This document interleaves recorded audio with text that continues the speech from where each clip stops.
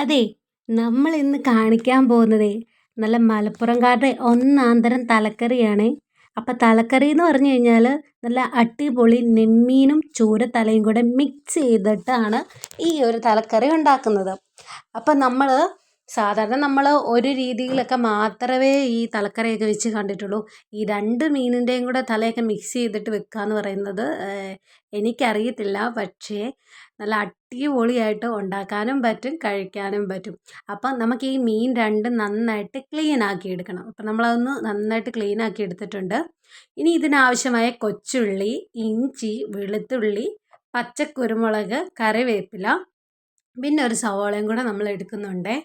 എന്നിട്ട് നമുക്കിതെല്ലാം കൂടെ മിക്സി ജാറിലോട്ട് നമ്മൾ ഇട്ട് കൊടുത്തിട്ട് നന്നായിട്ട് മിക്സ് ചെയ്തെടുക്കണം. അപ്പം നമുക്ക് പാകത്തിന് ഉപ്പും കൂടെ കുറച്ച് ചേർത്ത് കൊടുത്തിട്ട് വേണം നമുക്കൊന്ന് അരച്ചെടുക്കാൻ വേണ്ടിയിട്ട്. അപ്പോൾ അത് നമുക്കൊന്ന് അരച്ചെടുക്കാം. ഇനി നമ്മൾ വിറകടുപ്പിലാണ് കേട്ടോ ഈ ഒരു മീൻകറി തയ്യാറാക്കുന്നത്. ഇത്തിരി വെറൈറ്റി ആയിക്കോട്ടെ. അപ്പം നമ്മൾ പാത്രം ചട്ടി ചൂടായിട്ടുണ്ട്. അതിൻ്റെ നമ്മൾ എണ്ണ ഒഴിച്ച് കൊടുത്തിട്ടുണ്ട്. എന്നിട്ട് നമ്മൾ മിക്സ് ചെയ്തെടുത്ത നമ്മുടെ ആ ഒരു പച്ച മസാല അതിൻ്റെ അകത്ത് ചേർത്ത് കൊടുത്തു. ഇനി ഇതിന് വേണ്ടുന്ന പൊടികളെല്ലാം നമ്മൾ ചേർത്ത് കൊടുക്കുകയാണ്. മല്ലിപ്പൊടി, മുളക് പൊടി, മഞ്ഞൾപ്പൊടി എല്ലാം ചേർത്ത് കൊടുത്തിട്ട് നമുക്ക് നന്നായിട്ടൊന്ന് മൂപ്പിച്ചെടുക്കണം. ആവശ്യത്തിനുള്ള പൊടികളെല്ലാം നമ്മൾ ചേർത്ത് കൊടുത്തിട്ടുണ്ട്. ഇനി നമ്മൾ പുളി ചേർത്ത് കൊടുക്കുകയാണെങ്കിൽ നമ്മൾ സാധാരണ കോട്ടയംകാരൊക്കെ കുടംപുളിയാണ് ചേർക്കുന്നത്. പക്ഷെ മലപ്പുറത്തോട്ട് കൂടുതലും എനിക്ക് തോന്നുന്നത് പിഴിപുളിയാണ് ചേർക്കുന്നതെന്ന് തോന്നുന്നു. അപ്പോൾ പിഴിപുളി ചേർത്ത് കൊടുത്തിട്ടുണ്ട്. എന്നിട്ട് ഇത് നല്ല രീതിയിൽ അങ്ങോട്ട് കുറുക്കിയെടുക്കുകയാണ്. അപ്പോൾ ആ തിള കയറി വരുന്ന സമയത്ത് വേണം നമുക്ക് മീനൊക്കെ ചേർത്ത് കൊടുക്കാൻ വേണ്ടിയിട്ട്. ഇനി മൂടി വെച്ചത് നന്നായിട്ടൊന്ന് തിളച്ച് വന്നിട്ടുണ്ട്. ഇനി നമ്മൾ നമ്മുടെ നെമ്മീനും അതുപോലെ തന്നെ ചൂരയുടെ തലയും കൂടെ നന്നായിട്ട് ക്ലീൻ ചെയ്ത് വെച്ച് നമ്മൾ അതിൻ്റെ അകത്തോട്ട് പെറുക്കിയിട്ട് കൊടുക്കുവാണ്.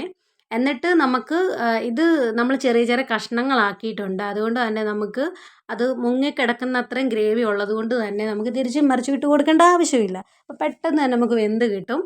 അപ്പം അല്ലാതെ നമ്മൾ ഒന്നായിട്ടായിട്ട് വേവിക്കുന്നെങ്കിൽ നമുക്ക് ഒരു വേവ് കഴിഞ്ഞ് കഴിയുമ്പോഴത്തേനും നമ്മൾ തിരിച്ചിട്ട് കൊടുക്കേണ്ടി വരും. അപ്പം നമുക്ക് കഴുകി വാരി നമ്മളെടുത്ത നമ്മുടെ തല നമുക്ക് വെള്ളമെല്ലാം പിഴിഞ്ഞ് കളഞ്ഞിട്ട് നന്നായിട്ട് അതിലോട്ട് ഇട്ട് കൊടുത്തിട്ടൊന്ന് ഇളക്കി കൊടുക്കാം. അപ്പോൾ ഉപ്പൊക്കെ ആ സമയത്ത് കുറവാണെന്നുണ്ടെങ്കിൽ ചേർത്ത് കൊടുക്കുക. സാധാരണ നമ്മൾ വാങ്ങി വെക്കുന്ന ടൈമിൽ ഉപ്പ് ചേർത്ത് പച്ച വെളിച്ചെണ്ണ ചേർത്തിട്ടാണ് നമ്മൾ താത്ത് വെക്കാറ്. ഇനി ഇതൊന്ന് നന്നായിട്ടൊന്ന് ഇളക്കി കൊടുക്കാം. ഇളക്കി കൊടുത്തതിന് ശേഷം നമുക്ക് മൂടി വെച്ചിട്ടൊന്ന് വേവിക്കാം. അപ്പം ഒരുവിധം ഒരു പരുവം വേവായി കഴിഞ്ഞ് കഴിഞ്ഞാൽ നമുക്കൊന്ന് ഇളക്കി ഇച്ചിരി എണ്ണ ഒഴിച്ചിട്ട് നമുക്ക് താക്കാവുന്നതേ ഉള്ളൂ കേട്ടോ. അപ്പോൾ ഏകദേശം ഇപ്പം തന്നെ തിള കയറി വന്നിട്ടുണ്ട്. ഇനി നമുക്ക് ആവശ്യത്തിന് കുറച്ച് കറിവേപ്പില കൂടി ചേർത്ത് കൊടുക്കാം. അരപ്പരച്ച സമയത്തും നമ്മൾ കറിവേപ്പില ചേർത്ത് കൊടുത്തിട്ടുണ്ടായിരുന്നേ. അപ്പം മൂടി വെച്ചിട്ട് നന്നായിട്ട് വെച്ചൊന്ന് വേവിച്ചെടുക്കാം. ഏകദേശം നന്നായിട്ട് തിളയൊക്കെ കയറി റെഡി ആയിട്ടുണ്ട്. അപ്പോൾ നമ്മുടെ മലപ്പുറംകാരുടെ സ്പെഷ്യൽ മീൻകറി എല്ലാവരും ഒന്ന് ട്രൈ ചെയ്ത് നോക്കിക്കോളൂ കേട്ടോ. അപ്പോൾ വീഡിയോ ഇഷ്ടമായ ചാനലൊന്ന് സബ്സ്ക്രൈബ് ചെയ്യുക, ബെല്ലൈക്കൺ അമർത്തുക, കൂടെ ഒന്ന് ലൈക്കും ചെയ്യുക. ബെല്ലൈക്കൺ അമർത്തിയാലേ നമ്മുടെ മുന്നോട്ടുള്ള വീഡിയോസൊക്കെ നിങ്ങൾക്ക് കാണാൻ പറ്റത്തുള്ളേ. അപ്പോൾ എല്ലാവരും ഇതുപോലൊന്ന് ട്രൈ ചെയ്ത് നോക്കുക. അപ്പം മീൻകറി സെറ്റായിട്ടുണ്ട്. പച്ച വെളിച്ചെണ്ണ ഒഴിച്ച് നമ്മൾ താത്തിട്ടുണ്ട്.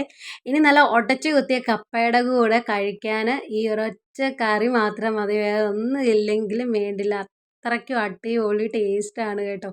അപ്പം എല്ലാവരും ഇതുപോലെ ഒന്ന് ട്രൈ ചെയ്ത് നോക്കുക. നമ്മൾ സാധാരണ കുടംപുളി ചേർക്കുന്നിടത്ത് പിഴിപുളിയൊക്കെ ചേർത്തിട്ടൊന്ന് ട്രൈ ചെയ്ത് നോക്കുക. Okay, bye.